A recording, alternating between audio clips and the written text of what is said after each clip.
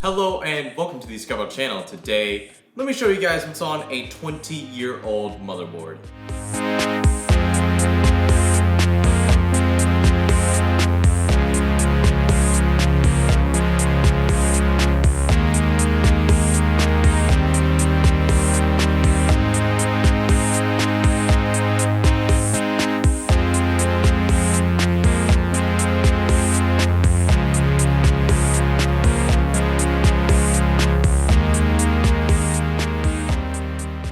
So I bet for about the majority of my viewers, this motherboard was made about, I want to say a few years before a lot of you guys were born, or for you guys who were born before this motherboard was made, you were probably extremely young. So this thing is archaic and ancient, but I think it provides a lot of very valuable insights as to what PC computing, and maybe in a sense gaming, was like 20 years ago. Like for example, the CPU socket on this motherboard would be not possible whatsoever nowadays. Like, it would just not work. It's just that crazy. But anyways, I got some demo parts right here to put on the motherboard just to kind of like test it out and show you guys the cool quirks and stuff about it. And then at the end of the video, we're gonna be comparing it to a newer but sort of similar motherboard, which you'll soon find out later in the video, and see what has stayed consistent in the last 20 years. But anyways, if you guys are liking this video and feel like you want to see more of it on the channel, then leave a comment down below and let me know if you guys want to see more videos kind of like this, because I dug it out of my parents' attic and there's a lot of goodies up there. But anyways, let's get into the videos. But before I begin, if I get anything wrong in this video, please correct me in the comment section down below. I will gladly take any criticism if I mess up any facts. I'm open to that. I'm always open to improving my videos. So leave anything down below if I get anything wrong in the video. So here we have the motherboard. This is the Soyo SY5EMA. And now if you guys can see, but here on this ETQ chip right here, it says 98. And if you actually look at the motherboard manual for this thing was made in 1998. So yes, 20 years before this video.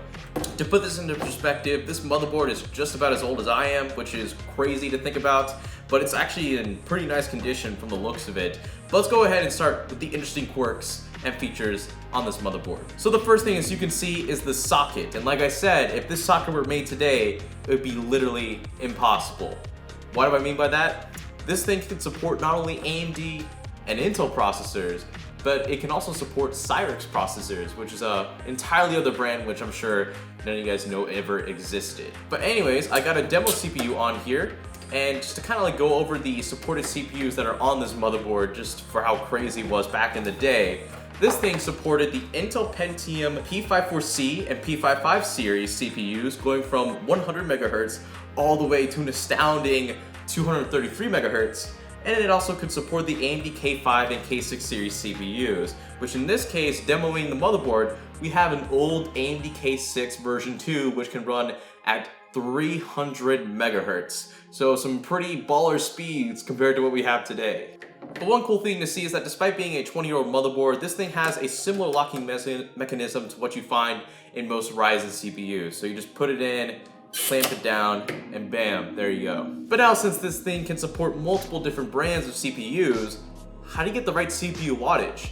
For that, you gotta look to these pins and refer to your motherboard manual for what pins you need to connect depending on what CPU you have on this motherboard. So say if you have like an Intel CPU, you might need to hook up these first two pins and maybe like a few rows down another row of pins, or if it's an AMD chip, you might have to only connect the last two pins, and that's because all CPUs run on different wattages, so you have to refer to your motherboard manual on that, which you do not see nowadays. And also, since this thing can support multiple different CPU brands, how the heck do you set the right frequency for each chip? Because this thing, I believe, is pretty old, right? So its BIOS isn't as new or updated as it is today. So if you wanted to set the CPU frequency multiplier for your CPU, right, you had to do it on your motherboard right here with this little switch. So yes, if you wanted to get the right frequency multiplier for your CPU, you can't do that in the BIOS like what you can today. You have to do it on the motherboard itself, refer to the manual for what chip you have, and set it to the right switch in order for it to work correctly, which is really cool to see on such an old motherboard. But now I know what you're thinking. What about the RAM slots? There's two different RAM slots of two different types. I don't know what each of them are, Well, to give you guys the short explanation, these two smaller RAM slots are for SIM RAM sticks and can support specifically FPM or EDO RAM ranging from 4 megabytes to 64 megabytes. So pretty baller, right? And then the two larger RAM slots are for SD RAM sticks, which in this case would be DIMM sticks. And they can range from 8 megabytes to 256 megabytes. And if I'm right, referring to the motherboard manual, you can have a total combined memory of 640 megabytes, including both SIM and DIMM sticks. I mean, that's kind of like having a modern day motherboard that can support DDR3 and DDR4, and you can use both of them at the same time. I mean, that'd be pretty good nowadays considering RAM prices. But now, what if you wanted to connect a graphics card into here? As you can see, there's a bunch of different ports. I mean, you could maybe try putting one here, wouldn't work. Putting one down here, wouldn't work. Putting one here in this brown slot, that wouldn't work. So where do you put the graphics card? Well, you can actually technically put it anywhere, but the most common place you want to put it right here is on the AGP port, this brown looking port. This is a dedicated port just to graphics, and unlike nowadays where you have SLI and Crossfire, most motherboards back then only had one of these dedicated ports, so you can only have one card in there, which I do have a card fortunately to demo for you guys today. And as you guys can hopefully see, it's got 3 different slots on it, unlike the 2 that you see mostly nowadays. And you go ahead and you plug that bad boy in there. Now you technically could also plug in a graphics card for these PCI ports or these 2 black ports at the bottom here. But if you guys are wondering about these beige ports, they are, I think, one of the earliest versions of PCI ports available on motherboards, which I think you guys have seen a lot of these today on your modern day motherboards, but they're a lot faster and a lot smaller, like those PCI Express slots that you see for Wi-Fi cards and stuff like that.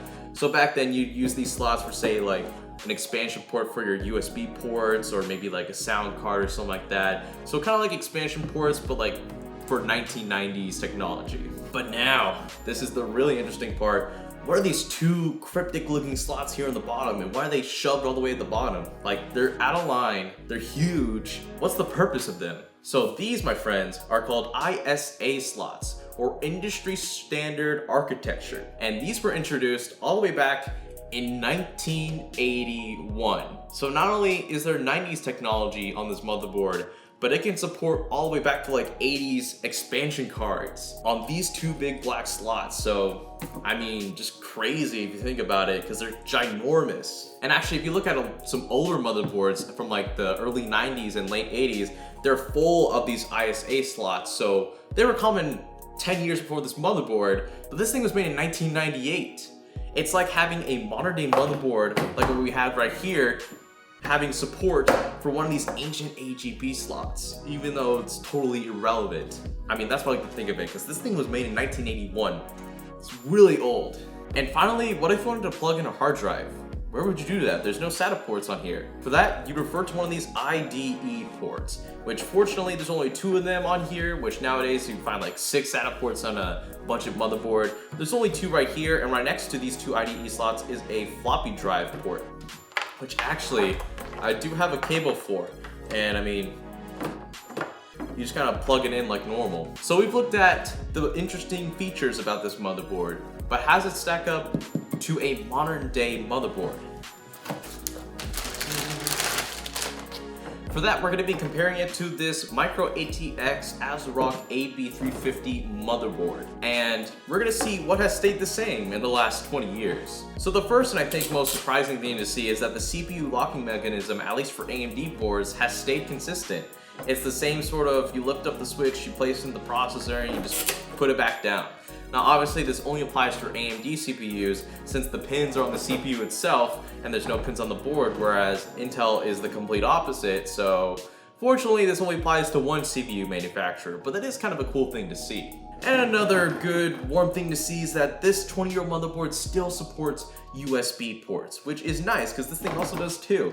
Now, let's be real, this is probably one of the first versions of USB, so it's not going to be nearly as fast as the versions on this motherboard, but still, cool thing to see. And I mean, aside from the regular stuff like the I/O front ports, which look mostly similar between both boards, and CPU fan headers, and fan headers, and I mean, that sort of general stuff, these motherboards are completely different.